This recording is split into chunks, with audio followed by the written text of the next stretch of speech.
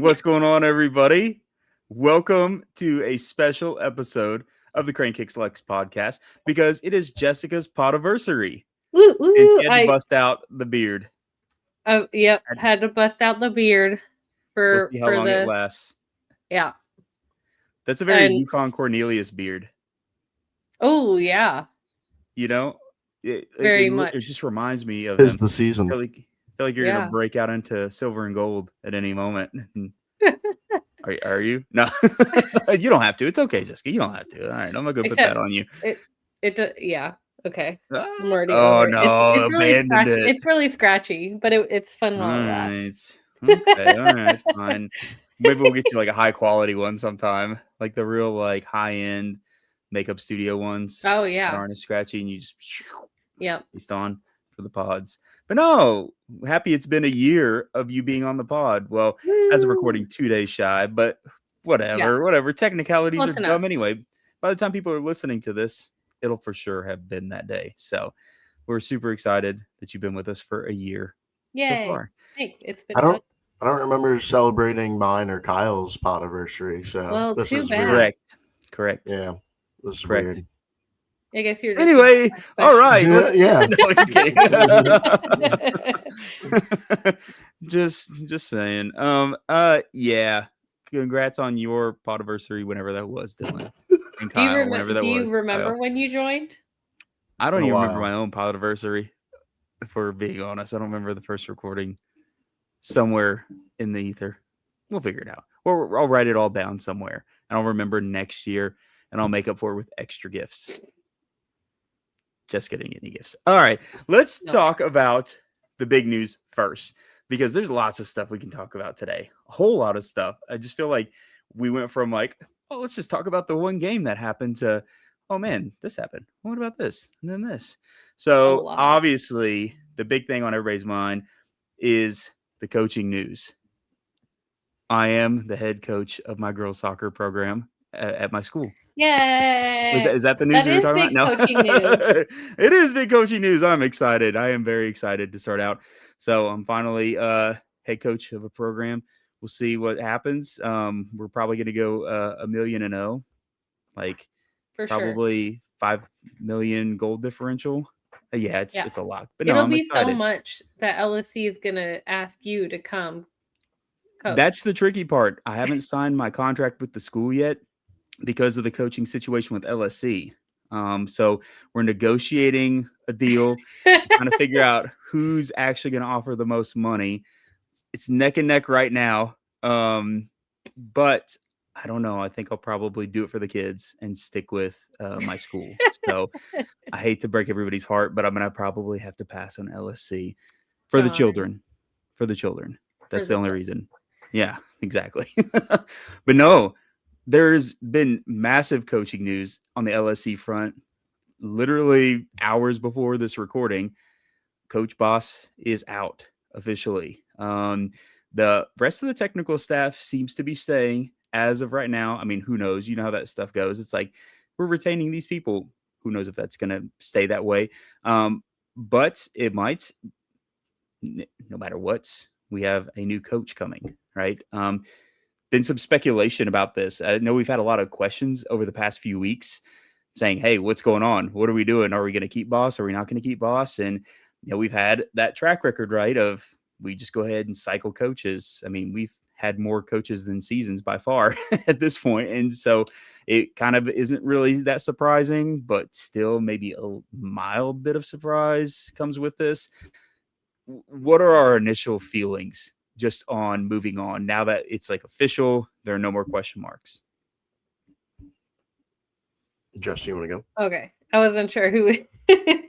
I do feel a little bad because there was very little said from the club, which makes me wonder what the ending was like. It was literally just, yep, he's not returning. No thank you, no anything. Although, I mean, it was a rough season. Like we touched on in previous episodes, how it was just such a roller coaster. We were there was no consistency, and week to week, you just never knew what to expect. And so, yeah, in that sense, I kind of feel bad. I wish there was a little bit more said, because as other people have pointed out in the Discord and stuff too, that based on previous seasons, this was our most successful season. And it was our first championship league season. So yeah. It's tough for sure. Dylan? Yeah, I'm kind of in a similar boat. Like it's a weird feeling, I would say. Yeah. I don't want to say that I'm like overwhelmingly like one side or the other, like thrilled or Mm-hmm. against it. Yeah. Yeah. I think my feelings have been clear throughout the season and previous episodes of where I stand with Boss, and the conclusion of the season. I said that, do I think he's the long term answer for us? No, but I would be willing to be proven wrong and keep him and see what we could build off of instead of starting anew again. So there's that. I do feel like Jessica said, the way we kind of it was like a footnote at the end of the statement. And it was like, Terry Boss is no longer no longer here. So that was kind of weird. And, the other side of the coin, he was also the most successful men's coach for us. So there's that.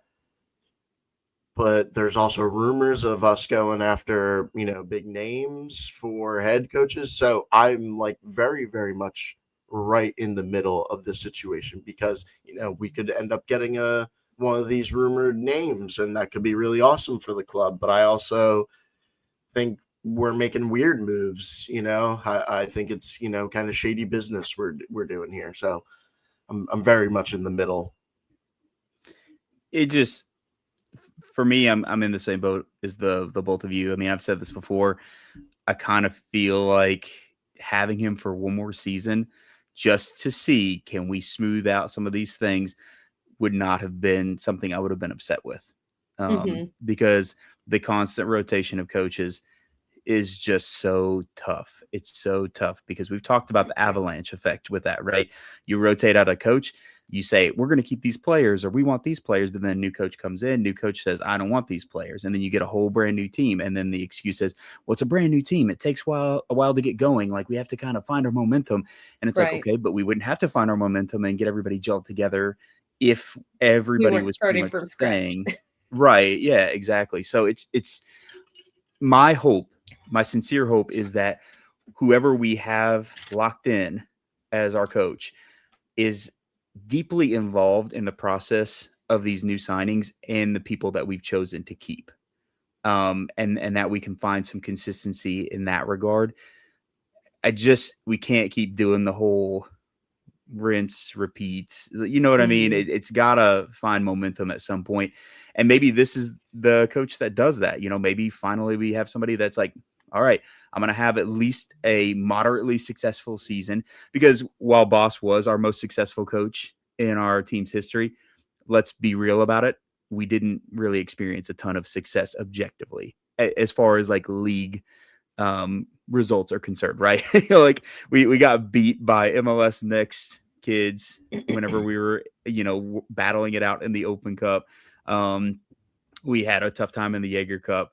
We had a tough time in our season. I mean, our start for the season was the worst we'd ever experienced in club history. And then we finally found momentum.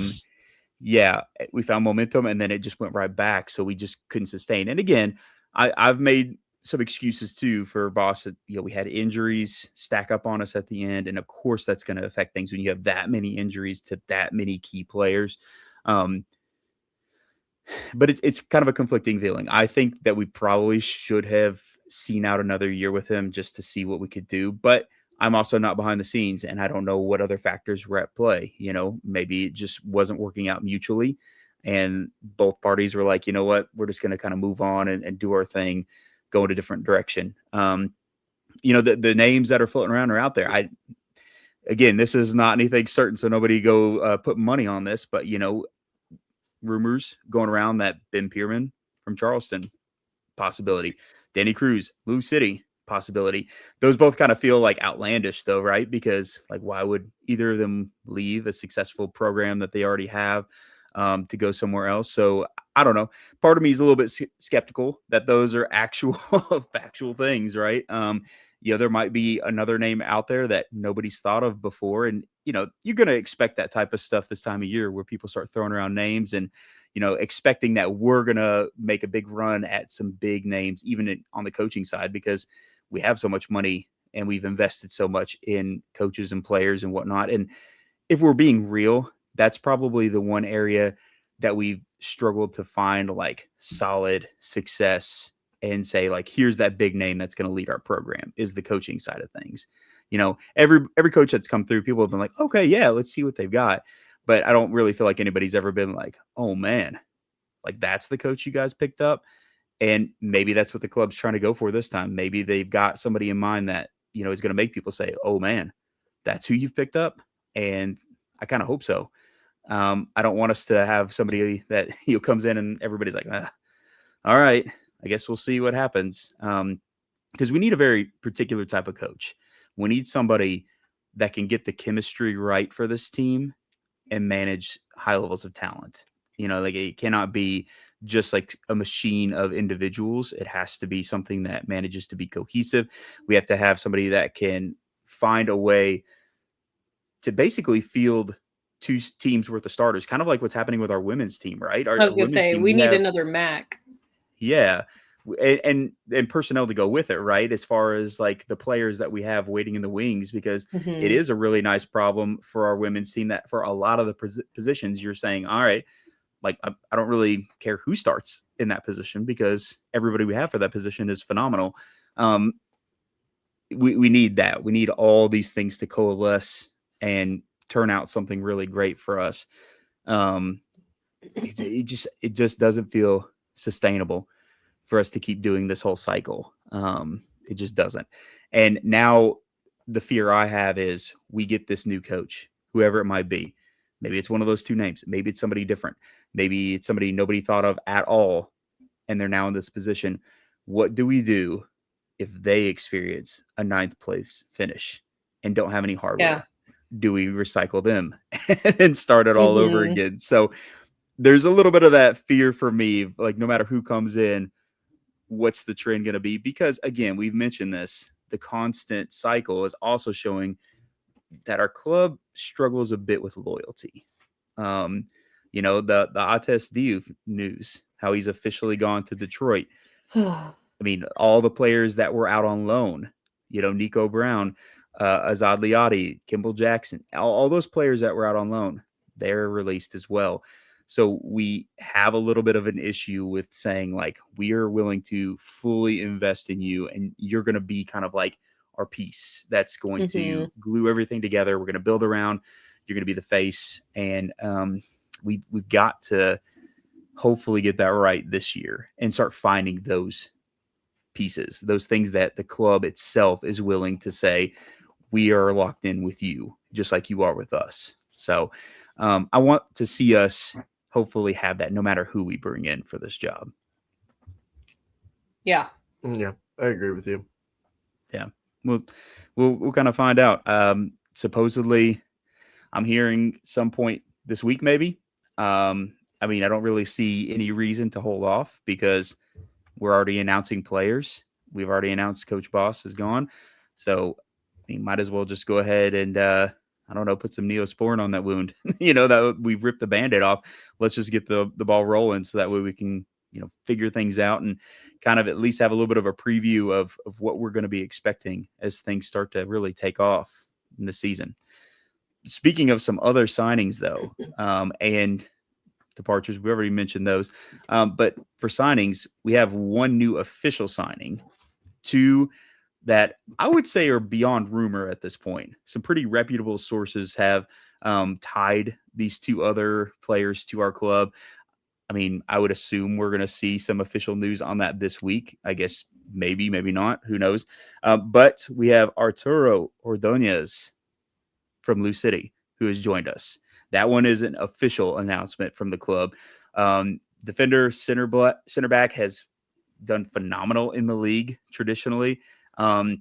Really somebody that I envision being a perfect pair for Kendall Burks. I mean, we might end up with like a back three, but if we end up with a back four and we end up with just having a pairing, I feel like will be our like Hannah Schartz and Ali Pantuso. You know what I mean? They're going to be really, really effective in that back line and give us some security that maybe we were missing out on last season. Because, I mean, I love all the people that we paired next to Kendall Burks last season, but I don't know about you guys. It always felt, I don't know, a little mismatched, a little unbalanced at times. Mhm. You know, Kendall Burks was like the anchor, but then he didn't really have like that other anchor that could kind of be there with him if need Mhm. be.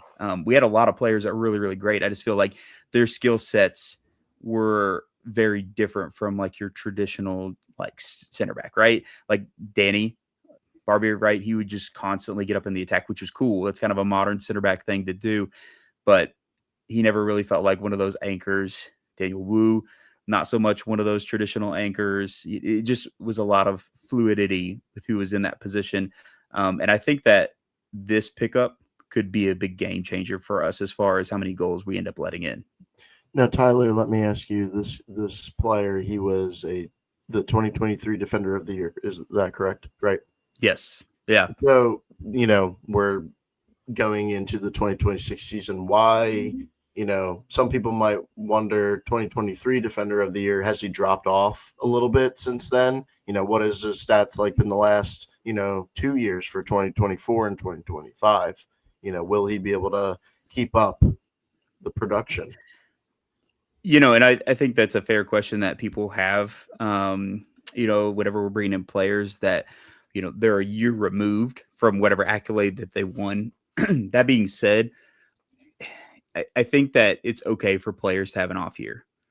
Sometimes they pick up a knock and they don't see as much playing time. Sometimes there's other situations at hand where they maybe aren't performing at the level that they're used to. That doesn't really ruffle my feathers too much. I mean, we've in the past signed players that have gone multiple seasons without performing or have had like catastrophic injuries and then like are trying to immediately come back in as a starter. And with somebody like Arturo, I think that he's somebody that maybe just had a little bit of a down year with some things that had happened, some extenuating circumstances, but could come back and really do some good stuff with us. I like it. I think that he is a good fit for us. And I think that, with our men's team, we've really been craving a very stout defense. And I think that he's somebody that can really make that happen with Kendall Burks by his side, if that's the plan. I mean, we don't know for sure who else they're bringing in, but my assumption is Kendall Burks, he's the lockdown starter. I don't see why you wouldn't use him. He was so integral to our success last season. In that little stint where he got hurt, it was a struggle. It was kind of It tough. was. You could definitely feel his presence missing. I'm definitely like kind of whatever about this signing. Just kind of for those reasons I was asking you. Like I'm like I don't know. I'm kind of worried about it. I feel like we have signed too many guys who kind of fit this narrative and they don't necessarily pan out. And we put a lot of stock into them for being really good in the past, and then when they come here, they just don't perform the same. So I think we're putting a lot of stock into the past, and I'm just a little worried about it. Yeah. Yeah, and I mean, I feel you. I feel you, like having a little bit of trepidation about, all right, what are we going to do with this? But I mean, whenever he was performing last season, he was doing really, really solid for Lou City. So I don't want people to get the wrong idea that like he was washed or anything. So, I mean, he did really well. He may not have won Defender of the Year, but that's a hard thing to accomplish. And I think that he put up plenty of great performances whenever he was out there for Lou City to really have us invest in him and feel like, all right, this is the guy. And also, I mean, I gotta say, the fact that he did his like, hey, it's me video at his wedding. It's pretty like, cool. That I was like, man, how did you get by with that without your wife killing you? Like, how did you do this? Because if I was like, Tasha, give me a second, I got to record something for LSC real fast before the wedding, it would be done deal. But You I have will so say much also, time like, when you're getting ready yes, as the dude. it's You true. know? Yeah. And you're just like sitting there, like sweating and like thinking about all the things that are going to happen or not happen. Yes. So I'm sure that's when it actually went down. And he was probably like, you know what? I can't sit here and stress anymore. We're going to Yes. do this video real fast. Having He was like, something "Dang to it." do during that time is Yeah. really nice. So he probably Yeah. was thrilled. He was probably also bummed too that it was only like 5 seconds. And he's like, okay, what do I do now? Well, like, wait, what happens next? Yeah. But then speaking of, congratulations to Arturo and the missus on the Yeah. wedding and getting hitched. That's awesome. It looked like it was a beautiful wedding. If anybody follows him on IG, like it was crazy. It was a fancy wedding. Like I look back at my wedding pictures, I'm like, oh dang, I didn't have any of that stuff. So it looked really, really cool. So congrats to them. Now there are 2 other players, right? That I mean, we've got a couple people saying that they're going to get signed that are very reputable, like Tom Bogert. If you don't follow him, he's very much in the know with soccer, kind of like the guy that breaks the news. And then, of course, you have John Morrissey with USL Tactics. It's kind of the same vein for USL. He's somebody that doesn't say things without really knowing, all right, this is kind of a done deal. And even in his write-up, he included both players. So very trustworthy sources on this. But it appears like Luis Felipe, is going to be joining us from Sacramento. That's not confirmed yet by the club, but supposedly coming to us. We had Speedy depart. Looks to be a replacement for Speedy. Somebody that yet again had a little bit of like an off year, but in general, very, very good player. Somebody that can for sure come back here and then do his thing. Not really worried about overall production in my mind anyway. And then for me, the absolute just blow your mind signing or rumored signing, because it's not confirmed by the club yet, is Aaron Malloy from Charleston. Aaron Malloy, I was begging for us to get him going into the championship, and it sounds like it's going to happen. In my mind, he's easily top 3 player in the championship, like sure. easily. Yeah. Like, I mean, some people would put him top 10. Some people have said, oh yeah, he's my number 1. I'd say at least top 3, maybe top 1 for me too. But he is, you want to talk about consistent game changer. It's ridiculous. Like, just go watch some of his games. Go look at his stats. Do any of that stuff. Look at his accolades. I don't care what you do, but any sort of research that you do on Aaron Malloy, you're not going to see anybody say, this guy's all right. He's all right. He's okay. Like, that is the type of player that can truly be someone you build your whole team around. Like that's the level that he plays at. And he's really versatile. He can get up in the attack as a midfielder. He's also really, really good about hanging back and then helping anchor the defense, or like kind of giving that extra support as a CDM, but then still operating as somebody who can like kind of lend that spark to the attack. The things he does with the ball, it always seems to find where it needs to go and make it to the person he needs to make it to make things happen. The guy's magic. Like, go Jess. Some stats for that. For Aaron, he played 30 games, 2,624 minutes, 28 starts. Let's see, distribution, successful passes, 2,115. Passing accuracy, 90.3. Passing accuracy in opponent's half, 79.4. Let's see. Fouls won, 49. Fouls conceded, 44. Only 8 yellow cards. Oh, I'm just reading them off now, but that was pretty much it. Give us everything. But I mean, truly though, like, there wasn't a player when we announced going into the championship that was higher on my wish list than Aaron Malloy. If he is not somebody that we're not making up 14 different chants for this season, then I don't know what's happened. Somebody's, I don't know, poisoned him or something, and then he's not playing like his normal self, given a magic potion, and all of a sudden he's transformed into an ineffective player, because that's the only way you're going to stop him. I love the signing. This was like for me, the biggest statement of intent signing we've ever had, in my Which opinion. hasn't been announced yet, but Yes, it technically hasn't by been the announced. club. Yes, by the club, but I mean, shoot, hey, by the time people are listening, it might be a done deal. But yes, That's it's not true. official from the club. But if we make it official, like it's assumed to be, I can't think of a bigger signing that we've ever made in my mind. It's, I don't know, I'm over the moon about it. No, Over for the moon. sure. The word game changer is the best way to describe him. I know it's actually 2 words, game changer, but you get my point. He Hyphenate it. There we go. he just needs to be in control of our whole, system basically. Like he just needs to get the ball to him, let him dictate the tempo and let him distribute and, let him shoot the ball, let him do That's what he whatever he does. wants and just, let him cook, really. This is top 5 guy for sure. For sure. This is huge for us. Yeah.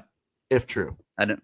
Yes. If true. So here's a question then, because Morrissey has he created a little lineup of the CMs and have Felipe, Ferry, Felipe and Malloy starting with Ferry and Green kind of as like backup. Or so I guess the question would be, what combo would you prefer, like as the 2 starters between the 4 of them? For me, like it depends on how Felipe kind of fits into everything. Like we've seen Blaine Ferry do his thing. Mm-hmm. I'm super excited for Felipe to be in here and doing his thing. I still believe pretty heavily in Blaine Ferry. So I got to go with my guy. I would really like to see a link up between Malloy and Ferry. I think that'd be pretty cool, especially if Malloy gets used like he was being used in Charleston and gets to sit a little bit deeper as a playmaker and just kind of like hangs back and shores up her defense, but then still, like Dylan said, sets the tempo, controls the distribution. And then Blaine is a guy that's not afraid to get up in the attack. And he can also pull back pretty quickly too and be a really good box-to-box midfielder. So I think that would be a really cool pairing to see. That being said, I wouldn't be mad if it went the way that, John lays it out. I think that would be okay too for me. I would like to see how he does in that system, which it's all going to be kind of new, right? We're going to be testing the waters with this new set of signings. I don't know, Dylan, what do you think, man? Yeah, I don't know. I would probably agree with you, with that pairing if if it's that system for sure, but I have no idea what system that, we will see. For all we know, all 3 of them could be on the field at the same time, like who knows? Mm-hmm. Yeah, I 100% agree. I don't know. I think we've kind of already said this, but like, I don't think you really got to, Jess. Which of the 3 are you most excited for that we've signed? I mean, honestly, I'm not super. I in that sense, I'm still fairly new to the league. Yeah. And so not super familiar with all the players. But I mean, just looking at the stats, for sure, Malloy. Yeah, it's got to be Malloy. It's a good choice. Good choice, Jess. All right, so we have lots of players coming. The big thing, we even talked about this. We had a question a few weeks ago, maybe it was last week, even asking us, all right, well, what's kind of like our biggest need? And I think that one of our big needs that we all agreed on was a 9 striker. And I feel like that's true now more than ever. I think like that is the big question mark, because I feel like we have players that we look at and we're like, all right, starting quality. We're good. We'll be okay. And then you look at that striker spot and it's just like a big old question mark. And now that Ates is officially out of the picture, we're not bringing him back to be that guy. Insanity. Still, gosh, I feel like this was every episode, me being like, what are we doing with that? But truly though, what are we doing with that? I love how we posted like the graphic about the things he's done for the club, and he still holds a bunch of records and didn't even play for us last season. Yeah, I know. And then we're still like, nah, man, we don't really need Altez Diouf. Right. But we need somebody that's going to be a proven goal scorer. And for me, I think like last year we tried to do the whole grab people who are not seeing a bunch of time for MLS teams and make them our goal scorer. I love the ambition and the thought process behind, oh, they're in the MLS, maybe not seeing a bunch of time, but they could be a really good impact player.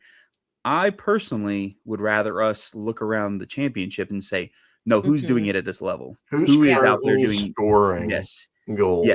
Yes. Who's producing double-digit seasons, goal-scoring wise, and how do we get them?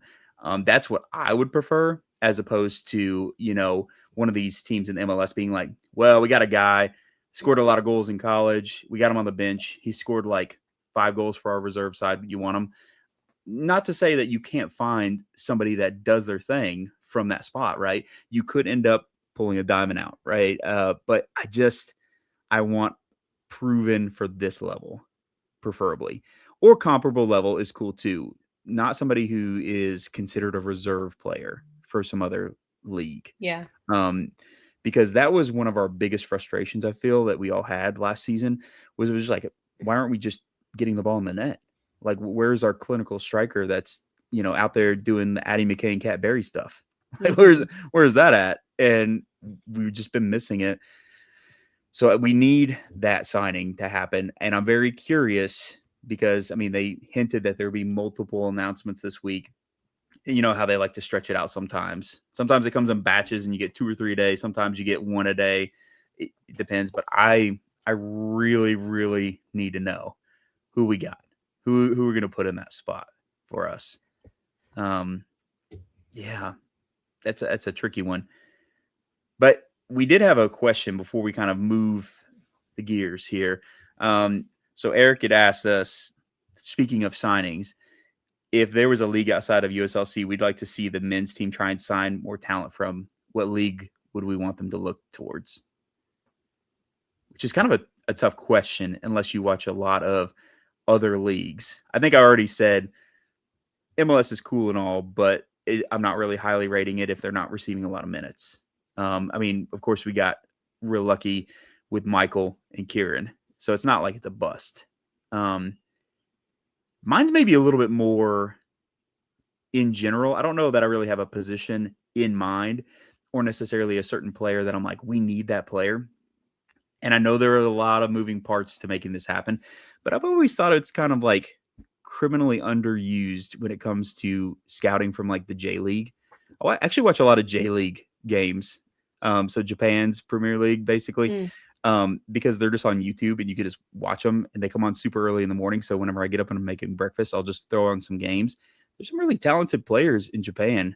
And I think whenever you look at their national team squad and how they're kind of on the come up, I think it's showing that as a country, they're progressing in the world of soccer in general. So I think it'd be really cool if we started like looking places like that and saying, like, all right, what do you got? Like who's playing over there in Japan that could be maybe somebody we bring over here, entice to come this way and then play in our system and see what goes down. I've always been curious about that, which again, I know there's a lot of like things to work around to make that happen, but I think that'll be cool. Yeah, I was kind of thinking the same thing as you, Tyler, not necessarily the J League, but definitely looking overseas and, going and, I know that there's really, really talented people on some, lower league levels in Europe that, with the right access and, scouting, if you bring them to America, they could be a real star, so, it just depends on which country you want to look at. I think England is obviously pretty easy and translatable. And then you look at the, obviously you're not going to get a Premier League player. That would just be silly. Don't even think about it. But you start looking a few notches below that, and I think you got some viable options for us. And, hey, a striker from League Two would kill for us. Like I would love to have one, No Cole Palmer. Yeah. What about Wolves players, Jessica? Yeah, that's actually more comparable too. What about Wolves players? How dare you? They might come over here and actually win. Sorry, I had to bring it up.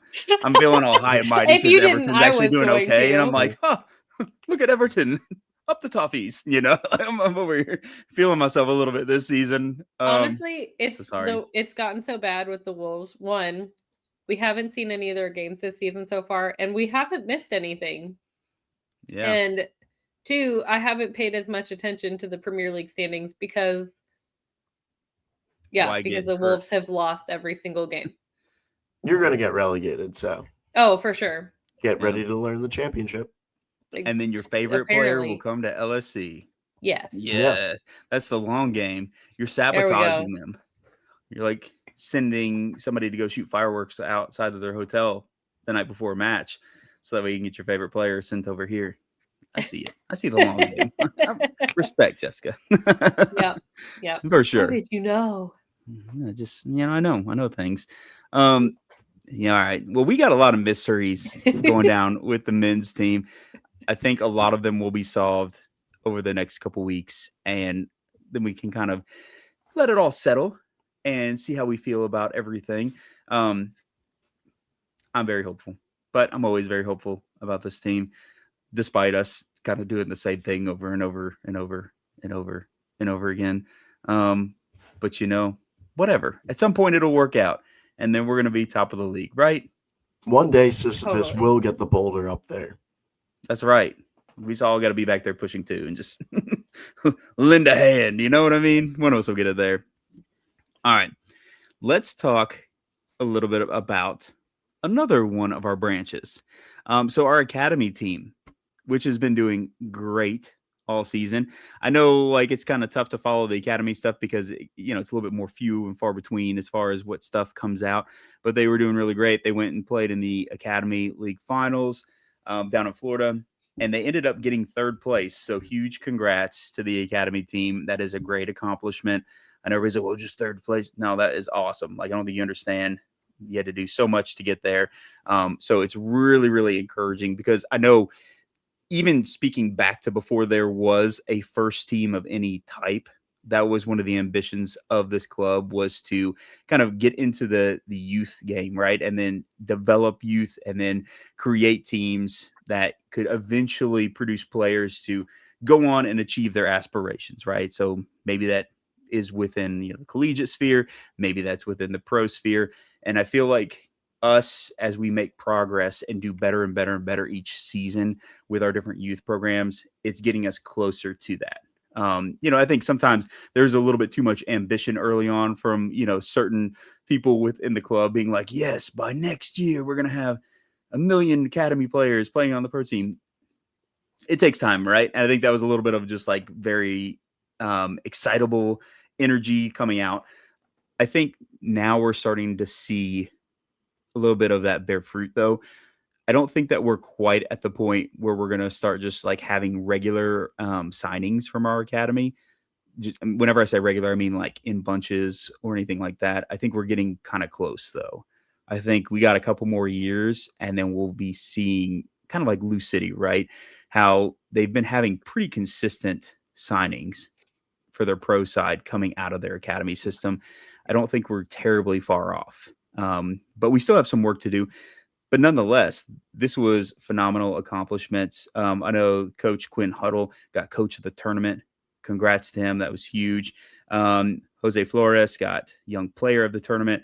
Luka Sawinski got golden boot. So we were racking up some accolades, even with the third place finish, which also, again, nothing to be mad about. That was really, really great. So I'm excited. I'm excited to see them having such success. And, maybe we'll see some more names popping up into our pro side. I think that I saw somewhere, I think it was even from Coach Quinn.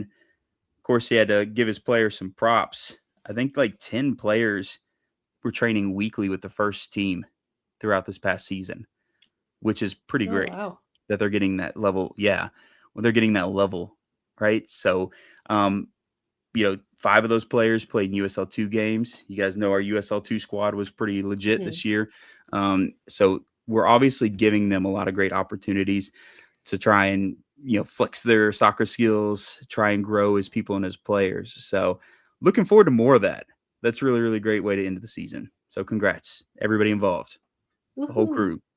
Woohoo! That's right. Dylan didn't say woohoo. Dylan, are you not excited for them? Woohoo, man! Woohoo! Yeah. Nice. Kind of sounded. Yeah, that was good. That's good. I like that. All right, you guys ready to tackle some other stuff here? I believe there was a question about the. Oh yeah, there Academy now. was. Wow, Tyler. Indeed. Tyler's not for the people, it sounds like. Erasure. It's true. That's what I do. I sit there and think about how I can destroy the people every day. What was our big question about that one? Oh yeah, there we go. The Eric hit us transition with one. between Academy to the championship. That's right. How close are we? Do you think that's still even a value for the ownership group? I still think it's a value for the ownership. I would say it's not like a next year thing. I would say in like 3 to 5 years, maybe. Yeah. And even then, it's very tough to say if we're going to sign somebody that's like a regular starter or a regular sub. Yeah. I could see us signing somebody to the squad. You know what I mean? Within like a 3-year period, somebody is on the roster.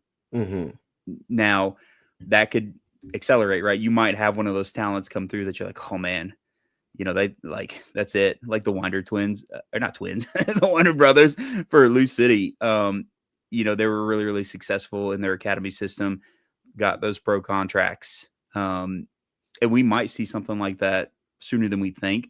There's just so many things involved. There are a lot of really great players that, constantly keep your eye on. Brady Stockton's always popping up for the academy squad and, USL2. And so I think it's plausible. And I definitely think it's something ownership should still be invested in making happen, right? Because we're seeing teams produce these academy players, get these pro contracts, and then selling them off for pretty sizable sums in some cases, which benefits the club in multiple ways. Because not only are you seeing that financial benefit, but you're also then saying, like, look at this talent that we are producing here. So then now you have people wanting to be part of your program. And then you also have other teams paying close attention to your program and trying to see, like, oh, who else do they have that's coming through? Who else do they have that's of a quality that can play for a pro side and really be somebody that, even if they're not necessarily a starter in this exact moment, could be a starter for us if we bought them and invested in them. So I'm with you, though.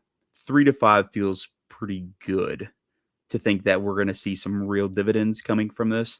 But it's exciting. All the things that we've seen from the USL2 and academy side, it's feeling good. And then like a lot of the girls side teams, they're doing phenomenal as well. They're out there crushing it in tournaments. So I think that we're also going to see some of that start to take off for the Super League.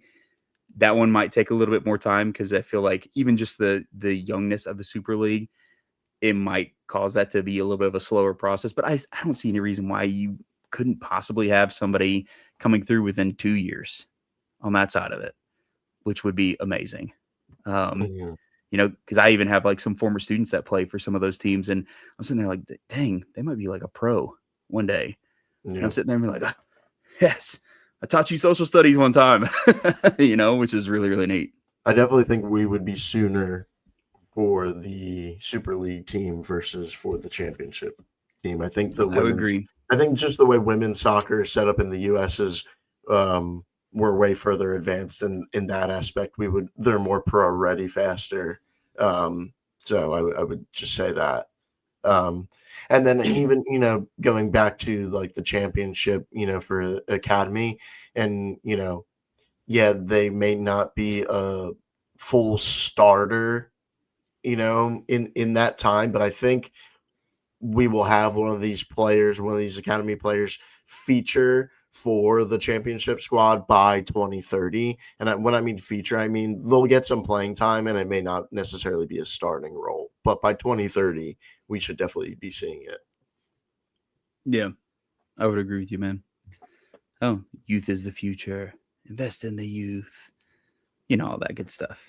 It's crazy to think that you say 2030 and in my mind, I'm like, that seems so far from now. And then you think, no, it's 4 years. Not. Oh my goodness. That's crazy. Yeah. Just 4 years away. That's it. I kid will be in middle school. Oh no! All right, now I'm going down a bad rabbit hole. Stop it. Yeah. No. Blah. Just emptying that Icky. thought out of my brain. Anyway, whoa. All right, let's jump into women's match and the women's team in general. So we can leave some of our speculation behind and just kind of like look into what's happened. All right, game super chilly, crazy. First off, we got to shout out the initiative that was set up by the club. They wanted people to bring in teddy bears and then write a little note, put them in the little like fancy cellophane bag, and then put the nice bow on it. And then we got to toss them onto the field at halftime. And of course, you got a free ticket for entry if you brought your stuffy with you, which was really, really cool. I'm glad that they did that. That was a nice thing to do, to say like, hey, like do this and then we'll let you in for free. That was a great way to encourage people to come out and to buy those stuffies. Although I'm sure plenty of people would have done it out of the kindness of your heart, because it's going towards charity that benefits children, right? And so like, why wouldn't you? And apparently there were 240 stuffed animals thrown on the field, which was amazing. Because that's awesome. I mean, when you're there, you guys saw the crowd. The crowd was not very large. So for there to be 240 stuffed animals thrown on the field, I feel like was really, really great. And I know a lot more kids' holidays are brighter because of that. So I want to see the club do more of those types of things, because that's a community builder right there. You know what I mean? That right there is like when you feel real good and you're like, I got a chance to not just come and watch my favorite team play soccer, but actually do something for people in my community. That's such a cool thing, a cool marriage between the community and the club, that I hope we continue to do those things. So props to the people at the club that made that happen. Right. Yeah. Match. It was rough. I've been saying Spokane was that team that we need to show we can beat. I don't know what it is about Spokane, but like, gosh. And we were all talking before the match. We were like, man, they've been on a losing streak. That's not good. That's not good that they've been on a losing streak. We believe in our team, right? But oh my gosh, every time a team is on a losing streak, we as a club historically are like, you know what? We got this. Why don't you score a goal? Why don't you score a goal? It's okay. We'll be kind to you today. And I'm like, guys, the charitable event was for sick children, not for Spokane. like it's okay for us to be ruthless to Spokane. Like we're being nice to children, not them. It, Dylan, like you said, trap game. Trap game. That's what it felt like, and it was rough. Yeah. Well, it was almost as if like the whole they've lost several games, and we let ourselves. It felt like we let ourselves take our foot off the gas, because we're like, oh, we're good. Like we, almost. Yeah. This cocky, not quite. I don't know. It's weird. Yeah, I know what you're saying. That we were overlooking them because we thought we were better. Yeah, that's why I was saying to Tyler at the game, it's a trap game. You just kind of overlook the opponent and you get caught up in the trap. And that's what we did. We got caught up in the trap, and honestly, it was probably our worst performance all season. Like just how unorganized we were. We were so slow on the ball. Anytime we got the ball, we hesitated for the pass. And in that one moment of hesitation, Spokane was on us like white on rice, man. Like it was crazy. We had no room to move. But it's also our fault. We were giving them like that. We were giving them the time to break that space and get on to our people. So yeah, I just, it was not a good performance, but it was good adjustments late minute, in the later minutes of the game, for us to get those subs on. The subs definitely made an impact in the game for sure. Oh yeah. And obviously a sub led to, a sub in Amber led to the penalty, and the PK led to the goal, tying the game.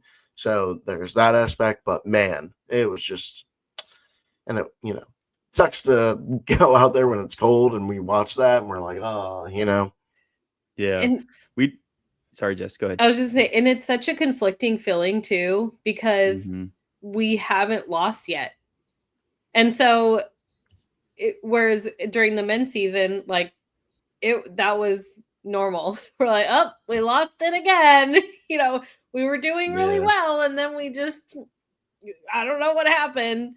And so for the women, it was such a conflicting feeling because it's unfamiliar territory, and I feel like a lot of times during the,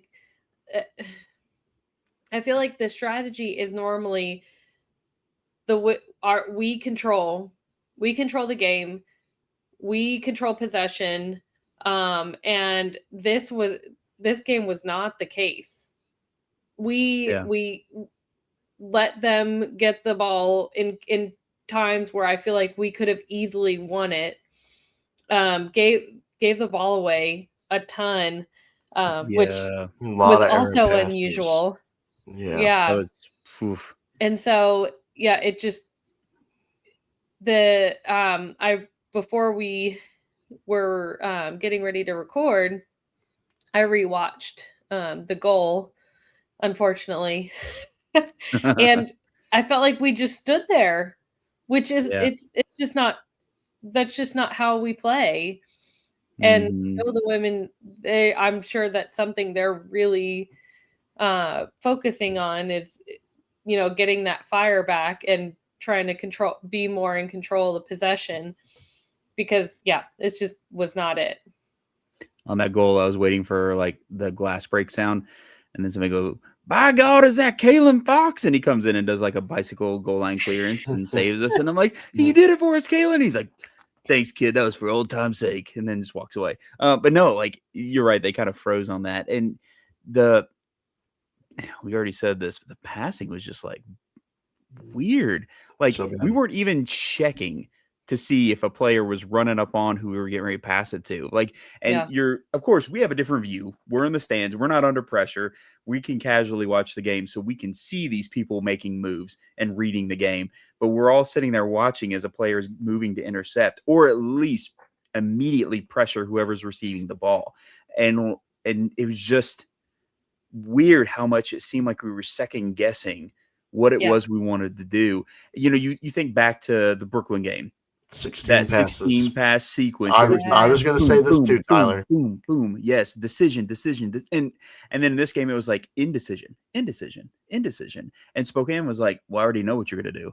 And so I'm going to bait you into doing this, and then I'm going to be there. And, they had like 11 final third recoveries on us because they were just there. They were just smothering us, and they were doing such a good job. If you watch any of these sequences, the moment one of our players had the ball, 3 Spokane players would be there. Like 2 would be up in their face, and then another one would be blocking a passing lane. And then the moment that a pass would manage to go somewhere, they would repeat it, and they would shift and rotate to reset up for that 2 people pressing and 1 person blocking a lane. And then they would leave the far side of the field just completely open. They didn't care. They were super compact and worried about harrying us in those small spaces. And it was throwing us off.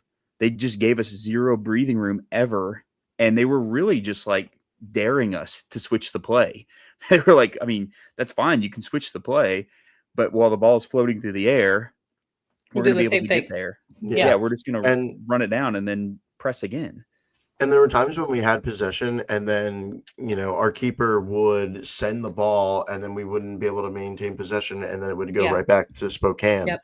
And so it just felt like a cycle of, you're damned if you do, damned if you don't, in a way. Yeah. Like you can't try to build up, and you can't try to, play the long ball over the top. Like it just, nothing was going our way. And a lot of it was self-inflicted. Like I can't get over the fact that how slow we were to get our passes off. Like there were so many times when we would see one of our players collect the ball, like it would about to hit their foot, and we would be, in the stand say, oh, like Amina's open or Addie's open. And then they would pass to that player but like a second later, like a second after we've already said it. And it's like, that's way too late. The Spokane player's already on that defender, and then the interception was made. It's just the 1 second you waste is so key. And Spokane was just a monster at closing in on us in that 1 second. And like you said, Tyler, it was 3 people on one player, just a swarm of purple. Yeah. And we're really good about passing into pressure and then our individual talents letting us get out of the situation. But that just wasn't happening as often as we would have liked in this because of those numerical situations, right? Where it's just like, yes, you might be able to beat that one player, but then here comes 2 other Spokane players and they're blocking out everything that you want to do. You know, and I see what we were trying to do with the long balls. Like, we've done that in games before where you send the ball up the field and then you know, even if you don't win it, you apply pressure, try and win it back, and then you're in better field position. I mean, especially because us trying to methodically play short passes out of the back was not working because of how hard they were pressing us. So, like, I understand what we were going for, but it was just like, oh my gosh, like Spokane had a game plan. I mean, admittedly, if they had won, they would have deserved it. I mean, they would have. 100%. And I'm glad they didn't. I'm so thrilled that they didn't. But I mean, that is one game where I feel like, yeah, they probably would have deserved it if it had turned out that way.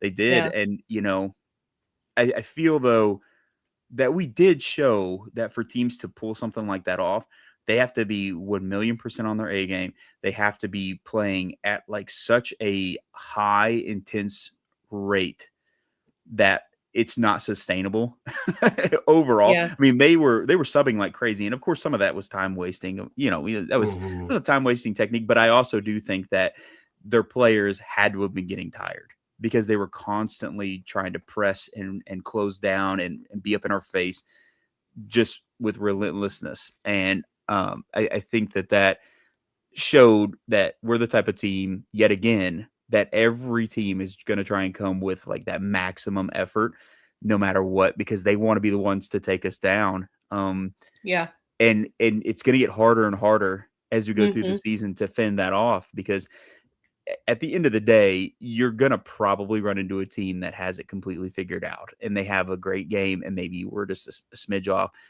I hope that we remain unbeaten and that we still manage to overcome that just like we did in this game, because when it comes down to it, we had a really rough game, and we've had a rough game here and there in this season. It's not like every game has been perfect and amazing. We've had a couple of these, right, where the whole game we're like, what is happening? What are we doing right now? How does that team already have us figured out? It's like Carolina, right? Carolina, we keep going back to them. They were like a perfect example. They did that to us. But what really matters is we still found a way. I mean, yes, it took a PK, but I mean, it was a well-earned PK.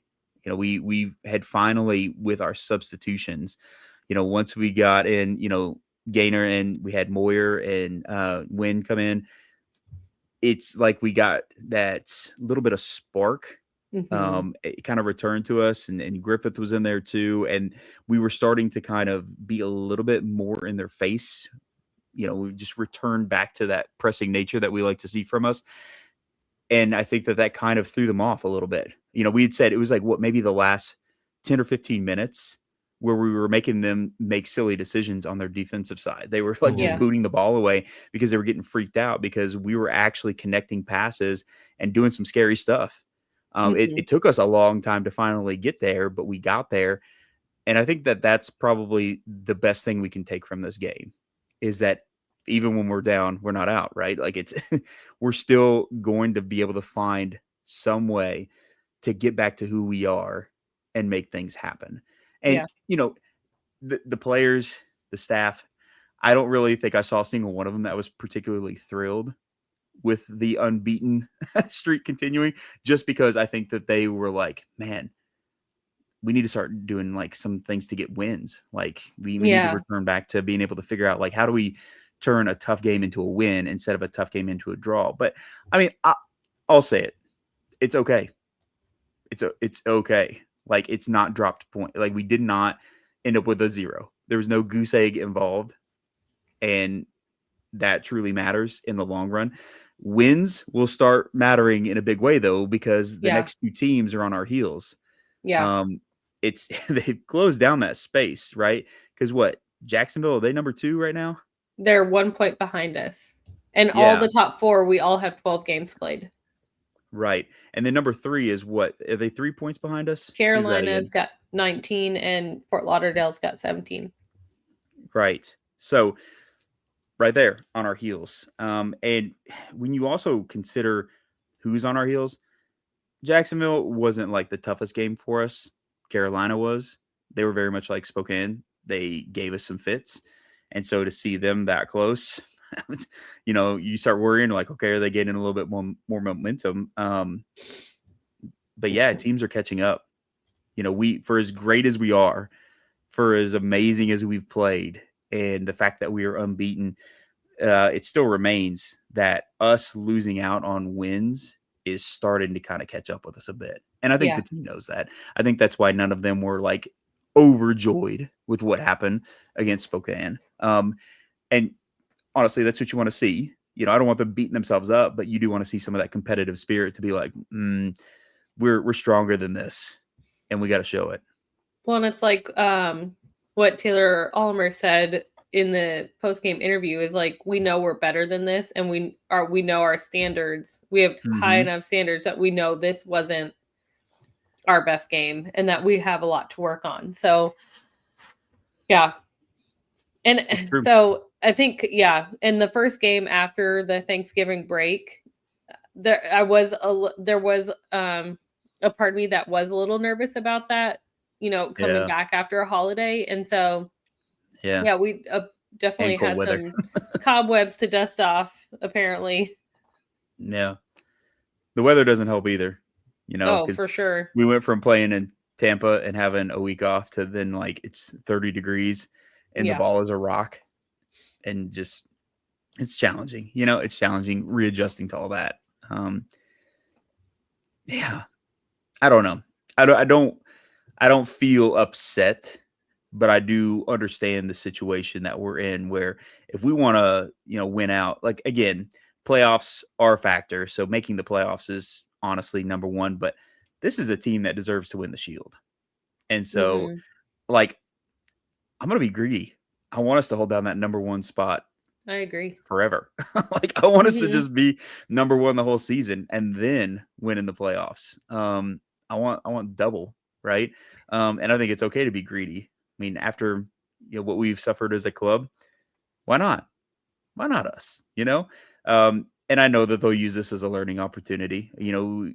Everybody that listened to the interviews heard what they had to say. Like Jessica pointed out, they're ready to turn this around, and they come back and then show who we are. And we're going to have to do it so nobody can catch up to us. We don't want teams nipping at our heels. We've got to come through, strong and make this happen. It's interesting because we did have a question about the set of interviews that we've been referencing from after the game. So we had John ask us about Coach Mack's interview, where he mentioned players earning sub spots and kind of hinted from what he heard at possible changes to the lineup in that interview. So he asked, who would we like to see get some more playing time, or who do you think he was referring to? I think it's no question to me that Shea Moyer needs more time. I think Shea deserves a starting role for sure. I think in her minutes that she's been on the field too, she's proven her worth. And I think she also offers a little bit more in the attacking presence. And I think we would be able to get more goals, and she creates more chances when she's on the field versus maybe like a Tatty Fung.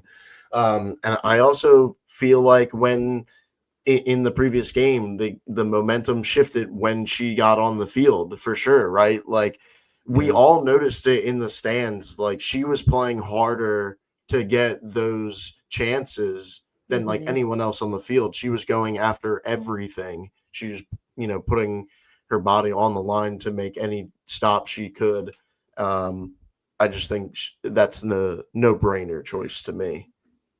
Yeah. I am a little surprised that she's not locked down a chance to be a starter, because the last time she was a starter for us was that game fantastic. We beat Fort Lauderdale 5-1. Yeah.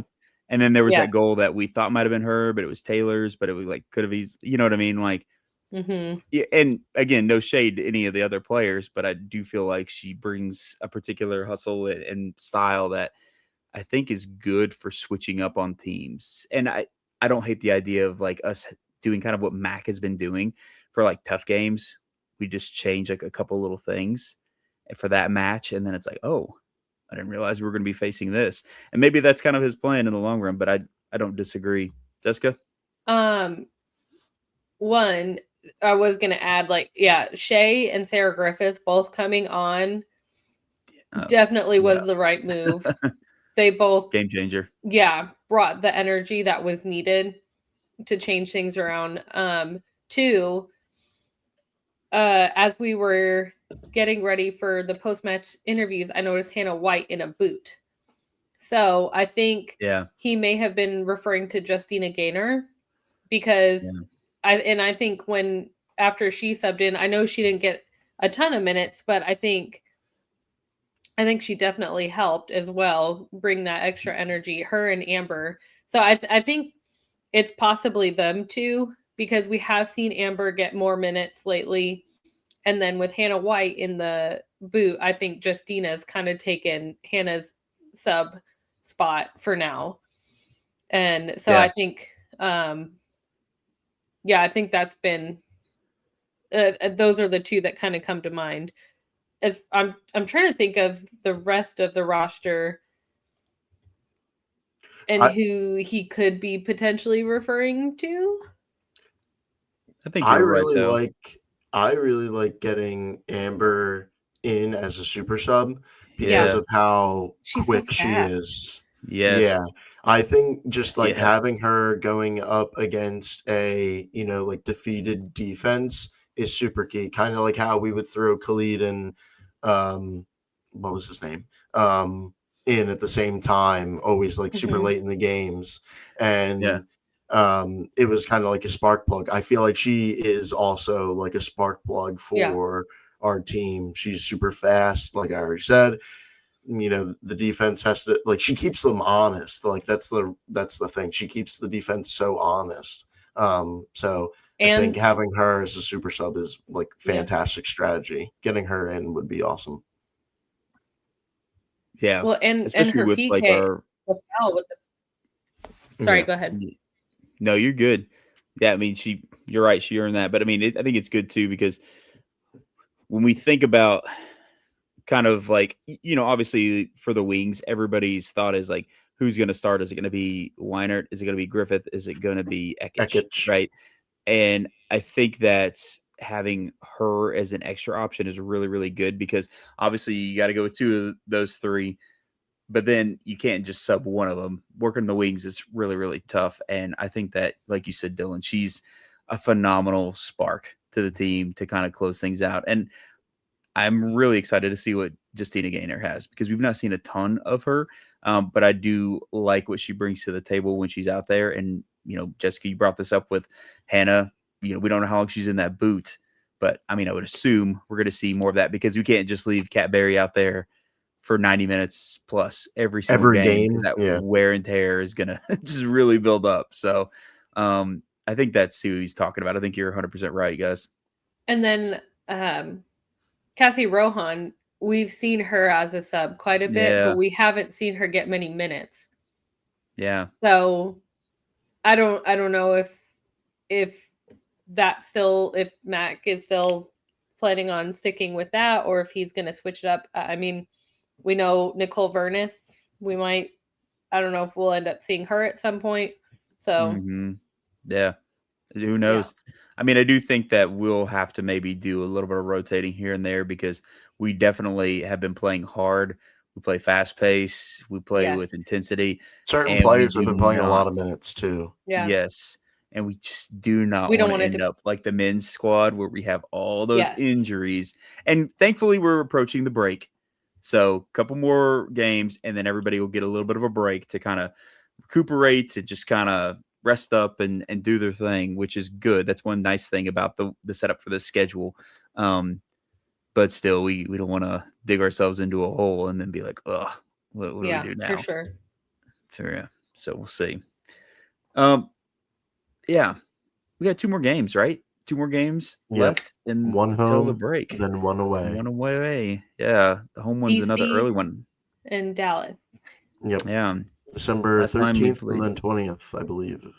Yep. Right. And the last time we played DC, what, draw? Is that what it was? Oh, DC. I was getting them confused. Yeah, DC. DC. Last time we went up against them, Yes, 0-0. And the September. time before that, 3-3. So, which 3-3 was last season, Last technically. season, So, yeah. Ah. So this season it was a 0-0. This time it won't be a 0-0. Nah. No way. That's not going to be a 0-0 this time. I don't see that happening. I They're in a little bit of shaky form. Hmm. We can do that. We can do it. Well, then it's yeah. a must win.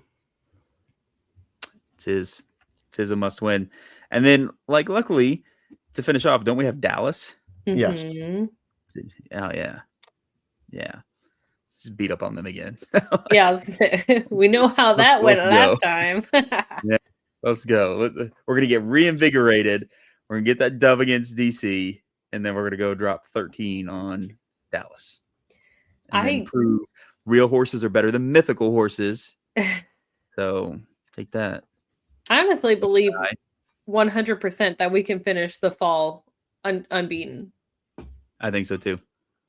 I really don't see a world where it's impossible. Like, Yep. I'm not saying it's 100% lock because I'm not going to put that jinx on us. But looking at our last 2 opponents, I think we can do it. Like, take that unbeaten streak to what we'd be at 15 at that point. Is that right? Because this was technically 13 overall, 12 for the season itself. Let's go. Why not? Why not? And right? I want 6 points. Yes, I do too. I think that is also doable. I think 6 is doable from this. I really do. Because last time we played DC, it was pretty early in the season. We were still trying to kind of find our goal scoring. I think we've, for the most part, figured a lot of that out. We just have to implement our plans in a way that teams can't do what Spokane did to us. We got to figure out, like, all right, next time that happens, if somebody tries to do that to us, what are we going to do about it? Like, how are we going to make that pretty much a non-issue for us? And so if we can do that, which I trust that we will, yeah, 6 to finish this out. Go into Christmas break or the holiday break or winter break or whatever have you, feeling good about things. That sounds like a plan to me. Perfection. All right. Covered a lot. Any final things that I'm leaving out? Because you know how I do. I get rolling, and then I forget important stuff. $1.50 beer day. Yes. All right, that was important. You're right. Yep. Yeah, for our last home game before the break, it is $1.50 beer day. Absolutely. And aren't they offering $5 tickets? Didn't I see that too? I believe so. Yeah. Yeah. Okay. Sweet. Yeah. So $5 tickets. It's gonna be a cold one. Not gonna lie. Bundle Bring up. those blankies. Layers. Yes. Wear as many layers as you want. Just come out. Come out. Yeah. Don't forget your gloves this time. Like Dylan did. Dylan had to wear children's gloves. He cut the fingers off, and I know. I ripped through him like the Hulk. It was crazy. Yes. Yeah, that's what happened. Yes, There's no such thing as bad weather, just bad preparation. Yeah. Sure. That's not fair. That's good mom wisdom. I like that. Yeah. We're a bad attitude, you know. Yeah. No bad weather, just bad attitude. I'm not gonna lie, I'll probably have to bring some gloves. Whenever I was trying to like operate my phone for the interviews, I was like, I don't know if I'm touching my phone or not. Like, what's happening? I got to my car and called my wife, and I was like, I'm getting ready to come home, but I can't really feel my hands. So I'm gonna feel my hands before I get on the interstate, if that's okay. Your tongue froze in the middle of the interview with Matt. I know. I was sitting there like talking, and my mouth was like, "Your work." It's so cold out here. It's okay. I'll come a little bit more prepared this time. So Austin, he had 5 layers up top. He had like a base layer, a long sleeve shirt, a fleece, a heated vest, and then his jacket. Dang. I know. Yeah. We Jeez, weren't playing. We weren't playing around, man. The kids wore prepared. snow bibs with like layers underneath that. Yeah, we're like, we are not. We will be. We will not be cold. Ready. Yeah, we'll be I know. prepared. But then I felt bad, like thinking about how cold my hands were when we were interviewing the players, and they're sitting there in their kits, and I was like, oh, I shouldn't be complaining. They were about my running hands being around. frozen. That's different. It's true. But then they stopped running, so then the sweat starts like freezing, and then you're just like, what am I True. doing? That's true. Yeah. All right. Well, last game of the season coming up. Come out, support the ladies. You got to look for all the crazy news this week. Assumption is Yeah. there's going to be a lot of it. We'll see what happens. I'm looking forward to being surprised. We'll see what goes down. You know, it's always that time of year when you hear all these like crazy rumors, and you're like, oh yeah. Is that what's happening? I saw that Mo Salah is coming here because he hates Liverpool now. So now we're signing him. You know, that stuff starts popping up. Yeah. What if I could cheer for him? Breaking news. I am not From going to Liverpool. be the LSC head coach for next season. It's Yeah. breaking. Yeah, I just announced it right now. So We that's can rule breaking you out. news. Yeah. Make sure to tweet that We out. still haven't ruled Jessica out. Yeah, Jessica's still up in the air, ruled but me I've out yeah. because I'm selfless and I'm just going with benefiting the children instead of going for the money. So it's not me. Jessica's not saying anything. She's no commenting us. Yeah, So that's weird. okay. Whoa. That's real strange. You'll have to find out. What a weird response, Jessica. Little did you know, did we know. My actual background is not in HR. Oh, I'm just kidding. So you're doing a 3-4-3 then? Yeah. You won't even tell us that. Okay, fine. Thanks. Whatever. Jeez. Really tight-lipped over here. Whatever. Okay. But who's our striker, Jessica? No. All right. But seriously though, pay attention to the news. Come out to the game. Come say hey to us. Bring a million people, please. Please just buy an industrial sized blanket. Like one of those ginormous ones. Maybe that's what we'll do. And like between the game playing beforehand and during halftime, we'll all just like knit a giant community blanket. We'll knit our own portion or crochet it. And then eventually when it gets big enough, we'll link it to the person next to us. And we'll make the world's biggest soccer stadium blanket. It'll be like a tifo too. We'll just pull it up. It'll be a tifo crochet blanket. Oh my gosh. We just came up with the best idea I've ever heard of in my life. That's going to take off. And everybody who plays in cold weather climates is going to start making crochet tifos. There we go. We're going to trademark that. Okay. I'm not publishing this episode until we get that cleared. So if you're listening to this, it's probably been 2 months since all these events had happened. No. All right. Well, okay. Anyway, for the final time, come out to the game. You know what it is. Come on, you Greens.